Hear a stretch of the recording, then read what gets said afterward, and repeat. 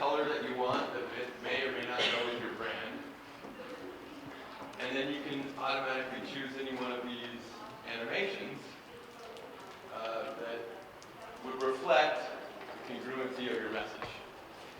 So that's one quick tip. The other one is sitting at your desk.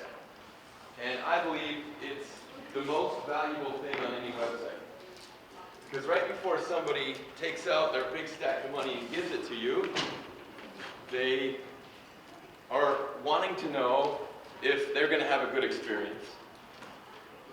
And the best way to reduce their risk is with a video testimonial.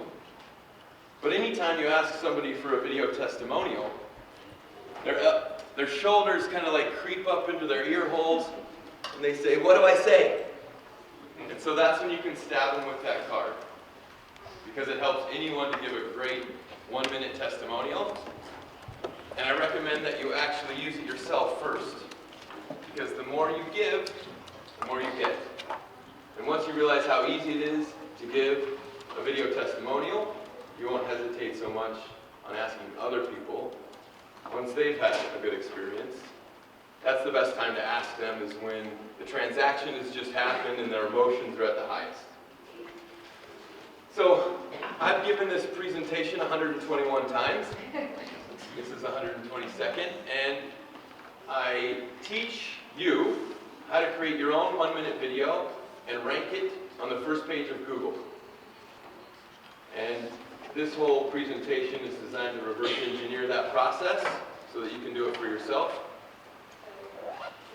And a lot of it is the justification of why video on both YouTube and Facebook. I say that you've got two audiences for your videos. One of them is Facebook. Those are the people that already know you and like you, and you already have impact with them. We call that the funeral audience, because you're going to send out about 200 invitations to your funeral, even though you're dead. And those are all the people that already refer you all the time, every day anyways. You need to keep them educated so that when they're in conversations with their circles, they can refer you. The other one is YouTube. That's the audience that's never heard of you before. And they just type something in, and you showed up on the first page of Google. So I usually do a live demonstration, but I crafted the video last night and uploaded it. It's already on the first page for Video Marketing Ideas Las Vegas. And that's a great keyword for any of us in this room, so I thought that would be a good video to make. Here's some statistics on the rise of mobile video. When I first started making video on my smartphone, people were laughing at me because they thought I was a joke for making professional business videos on my smartphone. But I had already been doing it for about 10 years. As a general contractor, I was using a flip cam before video came out on cell phones. And the only place to upload it was YouTube. So I started getting phone calls of people who found me because they typed in kitchen remodeling Lakewood, or basement refinishing Centennial, or retaining walls Inglewood. These are all cities that surround Denver, by the way. So why video? Video communicates your message 80% better than print, text, or audio. When you think of text, think of Google. When you think of print, think of the display network. And when you think of audio, think of podcasting. Mainly because it's nonverbal. And non-verbally, we communicate in so many more ways than we do with plain print or text. You can see the movement of my eyes. You can see the movement of my head before my eyes, or the movement of my eyes before my head. And they both say different things. You can see how I hold myself. You can see the rhythm or the gait of my delivery. And you can make a split call decision if you think I'm somebody that you can work with. And that's great, because I know that I build trust the easiest and the most with people that look a lot like me. And so I'm just going to focus on those people that have the most amount of money and the highest demand for what I provide. And I know that because there's 1 trillion people in the world, there's going to be enough of them that look a lot like me that I'm going to be plenty happy with those clients. And my quality of life is going to go through the roof. Because I'm not going to have to deal with jerks. And I'm going to anticipate their needs before they have them. So I'm just going to be a better service provider to those tribe members who are a lot like me.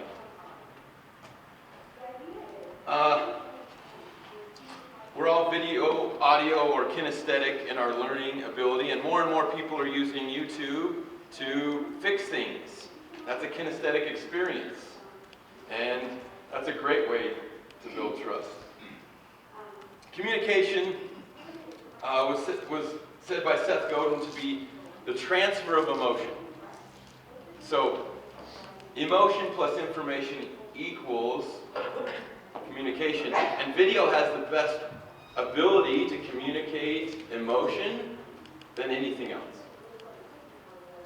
So, 18 years ago, in the center of the Silicon Valley, on Stanford University, these two guys got together and said that we can fix this thing called the internet if we focus on one thing.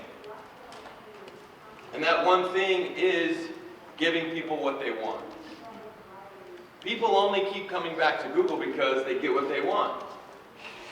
And whenever I ask for a raise of hands of who's used Google in the last 24 hours, the entire room's hands go up in the air, which demonstrates that we are all conditioned to use this on a daily basis because we know it's going to give us what we want immediately. And we can learn a good lesson from this, and we can give our clients what they want. Because what would we do if Google didn't give us what we want? We go somewhere else. We're not loyal to them.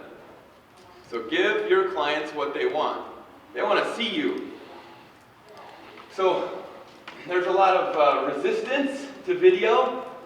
I feel like now that we have the ability to create HD video in our hand, it's basically the equivalent of what Napster did to the radio, but nobody's using it still. Why is that? Because of these 4 fears. Fear of equipment, fear of technology, the fear of cost, and worst of all, the fear of judgment. How much equipment do we need? Well, how much do we need? Am I going to take the time to learn that equipment, that technology? It might take me 3 years to learn Premiere Pro, but is it going to, how can I justify that time investment? And cost. How much is it going to cost? It's probably going to cost too much, that's why I shouldn't even do it, right? What if it was free? And then worst of all, judgment. Judgment of what people are going to say about you if you don't know what to say. You know, the first time I got that flip cam from my parents for Christmas, I looked at it and I was like, what am I going to say into this thing? I'm not an actor. I'm not an entertainer. I'm not a stand-up comedian. And I kept hitting myself with it, like, what am I going to say? You know when you ask yourself a question enough times, the answer finally shows up? Well, I was flipping houses at the time, and it kind of hit me real hard when I was like, oh, I know what I can do. I'm already doing this 6 times a day anyways. I'll just walk through this house like I was if I was with an investor or a subcontractor. And so there I was, out, in front of 1643 Raleigh Street, and I said, hi.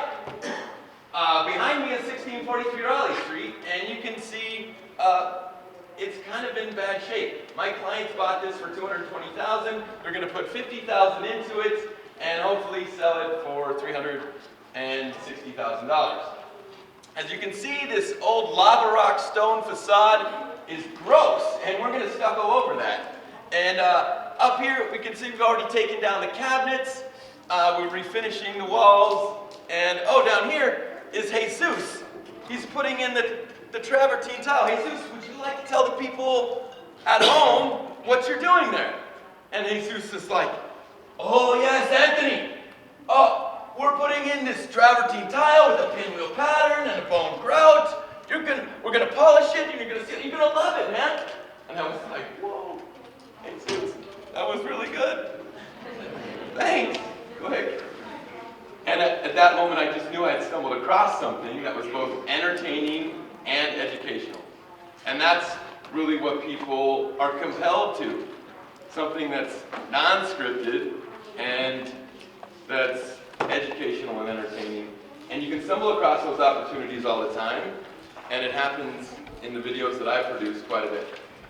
So, how can you do this? After you know the why, you want to know how, because it makes a lot of sense to start this video development without a large budget. Prove it that it works, and then scale it up, right? So the first things I tell you to do is download Google Photos. That's a free app that'll store all your images and videos in the cloud as soon as you hit Wi-Fi, so now you never have to worry about the storage limitations on your smartphone. These free smartphone video apps, the first one's called Video Shop, kind of like Photoshop, but Video Shop. iMovie, Quick, which is made by GoPro, and my personal favorite, Magisto. I've actually got a big board of all these free or low-cost smartphone video apps, and they keep coming up with a new one every other week. So give these a try and stitch together 4 or 5, 6 to 10 second sound bites and see what you come up with. Finally, the equipment, right? You're already carrying it around with you in your pocket. These are HD video cameras, and a lot of the traditional video producers have finally also recognized the value of the mobility and the accessibility of our smartphones, and they're starting to use them regular basis on their video productions. So you've got that same ability in your pocket. It's free, and Judgement. So I've got 3 little tips for you on Judgement if you recognize that this is a big barrier for you. I learned this from a man named Randy Ferguson, and he studied psychology at the University of Los Angeles. And when he taught it to me, I recognized that it was also applicable in overcoming judgment when you come on camera. First one is called mirror work, where you look into the mirror and you just support yourself. I guess I say it's not. The biggest mistake people make when they go on video is that they're too serious, or they think they have to be too serious. But the answer is that the best videos that are educational and entertaining are more childlike in nature. So if you envision your 5-year-old self in the mirror and you talk to that 5-year-old self, get in touch with that 5-year-old self, it'll be a little bit more playful in nature. The other one is left-hand journaling or non-dominant hand journaling. It's going to be a little more messy, and you're going to maybe judge that messiness and finally get over it because it's your non-dominant hand. Finally, there's the Gestalt method, and this is for you really resistant video spokespeople. The Gestalt method is where you set up 2 chairs, and you sit in one, and you sit your 5-year-old self in the other. And you have a conversation, and you get up, and you sit in the other chair, and you become your 5-year-old self in the other chair. And you talk just like you did when you were 5 years old. And then that helps you get more in touch with your childlike self. So that's all I've got on Judgement. But in the new world, we've got a whole new division of video production happening in corporations. The training department is becoming the video asset organization department. And the spokesperson is becoming a new executive level position on corporations. And that person's job is to make marketing videos and to make culture videos for the employees. The training department, or anybody else in the corporation who wants to replace themselves and promote themselves, will create a video for what they do.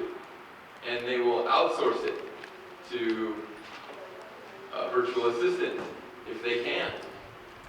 And this will automate and lower cost. And you can justify immediately how much money you're saving the company by these types of videos. So it's not just the CEO who's the spokesperson, it's every single person in the company. Here's my main bread and butter. I focus on this most often, and it's helping real estate agents farm their neighborhood with 1-minute videos. And they've all been practicing this strategy for the last 100 years.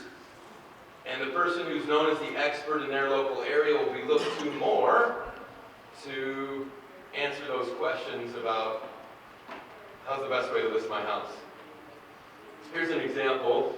If I go to Google now and I type in mid-century modern homes,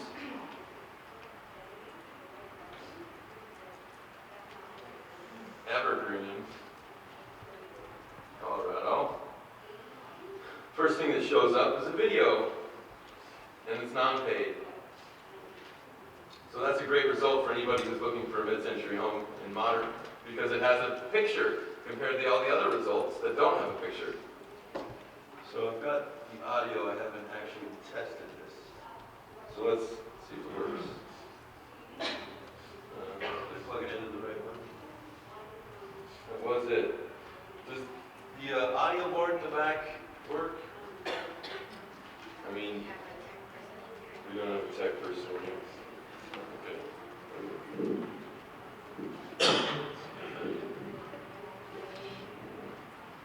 can just say what she's saying. If you do find a mid-century modern, what you might find is an avocado green sink that looks like this. Hi, I'm Christy Schoonover with Cherry Creek Properties in Colorado. I'm a licensed real estate broker. If my buyers can't find exactly what they're looking for, because there's not enough inventory, because it doesn't match their criteria, I can help them create their dream home like the one behind me.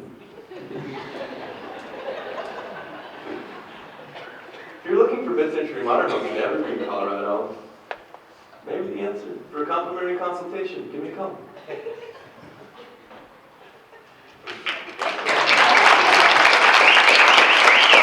a lot of these case studies, so I would hate for you to miss them. But the most powerful thing is that they actually show up on the first page of Google. So how did that happen? Well, the proper indexing is how that happened. And I'm going to show you how to do that right now. The first thing you want to start with is your title. And the best way to find your title is to first find your avatar. That's what represents the person with the highest demand and the most amount of money for what it is you do. And for Christy Schoonover, Evergreen was the location, mid-century modern homes was the service, and she titled her video that. Now, how she understood this was that she imagined what would her avatar say if they became so frustrated that they were willing to do whatever it took to change, and in that moment they sat down and they typed something into the Google search engine. What would that phrase be? And that's the video she made. So one thing, some things that can help you with that title, and this is a 7-step process, by the way. The first step is the title. Research your title. See if there's enough volume for that title. You guys might have some better tools than SpyFu or lsigraph.com, but these are two that I use. Step 2, have a structure. Use a storyboard. This is my storyboard that's been working for the last 3 years. It works every single time. I start out every video with a blank piece of paper and 4 lines with 5 columns. The first column is the hook. You've got 5 seconds to tell me what the video is about so that I can either decide to watch it or not watch it. And the purpose of the hook is to dismiss 90% of the people. Well, you might say, why would I do that? Because you're still building trust with them by helping them save time. Let's say you are a realtor and you're in your 30s and you'd like to sell homes to other women in their 30s. You might make a video called Pilates Studios in the Springfield neighborhood.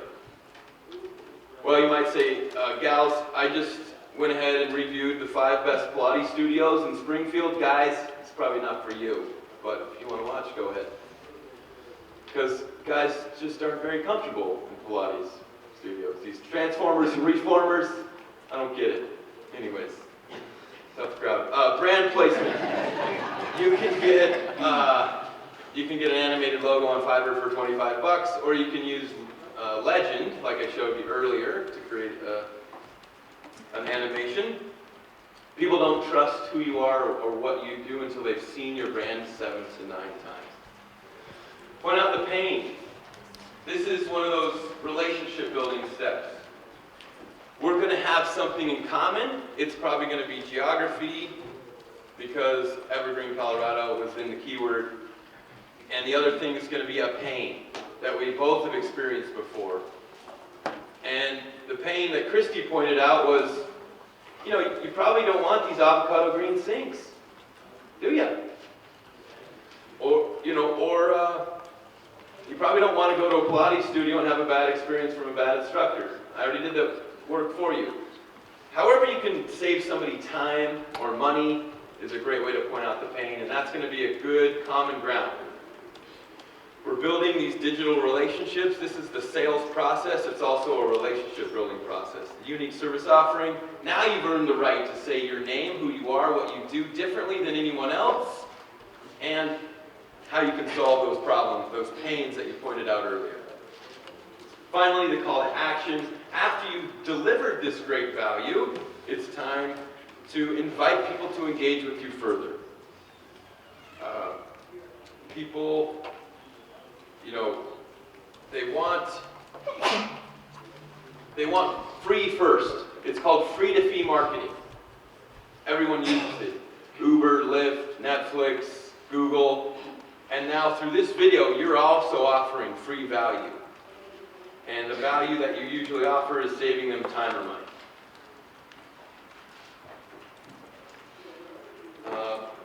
Here are the tools again. You can edit after you've created your video using that storyboard.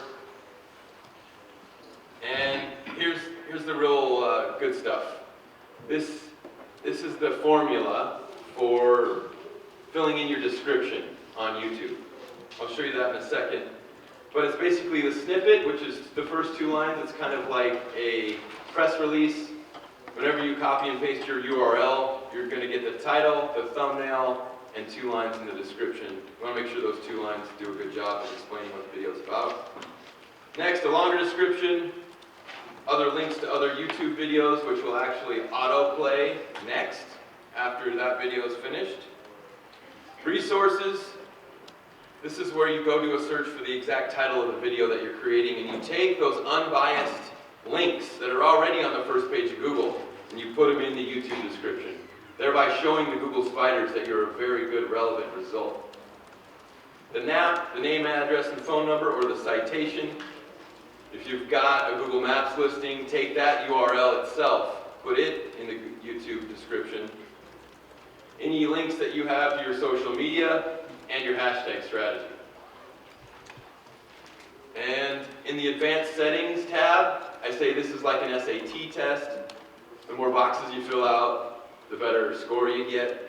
So fill out all the boxes. And of course use a custom thumbnail, because on the right-hand side under the suggested videos, those custom created thumbnails are going to perform 80% better than just a blank, random screenshot. Right there. So use all the free advertising that Google's giving you.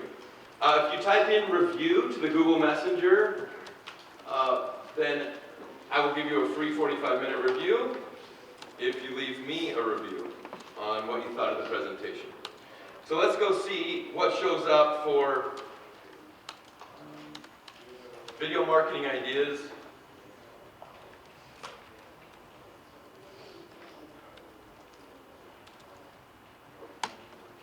Las Vegas.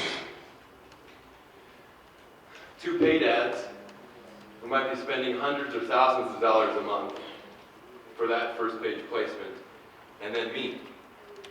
This video that I uploaded last night. And again, we've got this audio issue, but let's see if I can fix this. We've got 3 great video marketing ideas for you.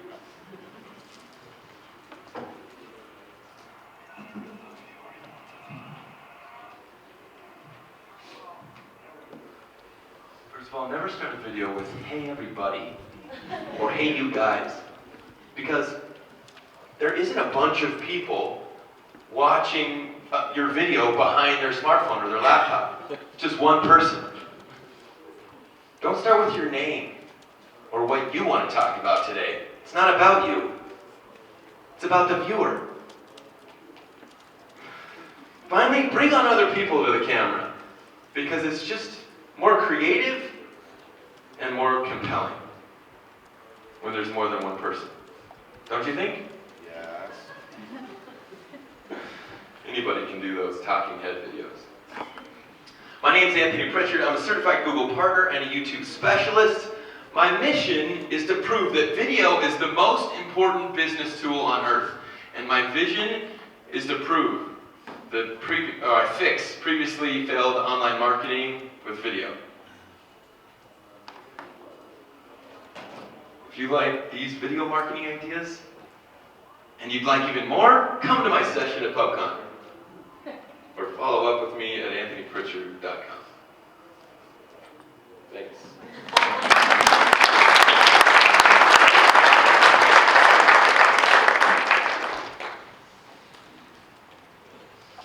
Awesome. Thank you so much, Anthony. I was trying to get pictures of his slides, but I was at a really bad angle, so I hope you're sending them out after. Yeah, how do we got? You've got them all with the Messenger app right there. Oh, that's right. I didn't do that yet.